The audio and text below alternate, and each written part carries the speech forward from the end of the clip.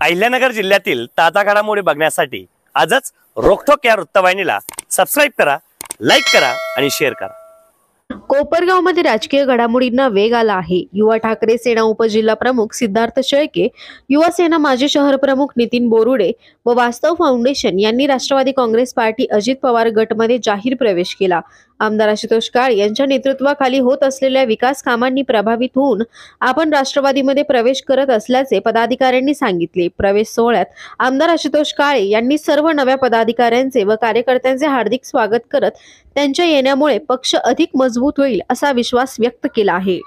आज आम्ही वास्तव फाउंडेशन पूर्णपणे दादांच्या कामाने प्रभावित होऊन आम्ही राष्ट्रवादी काँग्रेस पक्षात प्रवेश केला आहे। इथून पुढे आम्ही त्यांच्या पाठीमागे खंबीरपणे उभे राहू। धन्यवाद। छत्रपती शिवाजी महाराज, महाराष्ट्राची कुलस्वामिनी आई तुळजाभवानी, डॉक्टर बाबासाहेब आंबेडकर यांना वंदन करून आज आम्ही वास्तव फाउंडेशन 26 वर्ष आम्ही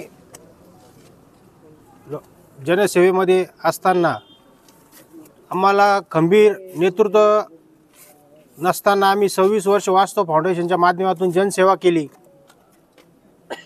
व आज आम्ही आपल्या कोपरगाव शहराचे तालुक्याचे लोकप्रिय आमदार आशुतोष दादा काळे यांच्या आज राष्ट्रवादी काँग्रेस पक्षात आज वास्तव फाउंडेशनने प्रवेश केला आहे व भावी वाटचालीस आम्ही आशुतोष दादांबरोबर खंबीरपणे खांद्याला खांदा लावून उभे राहू व शहराच्या विकासात जी भर पडू राहिली त्या भरीमध्ये आमचा पण खारीचा वाटा राहू म्हणून आम्ही आज आशुतोष दादांबरोबर राष्ट्रवादी काँग्रेसमध्ये प्रवेश केला आहे।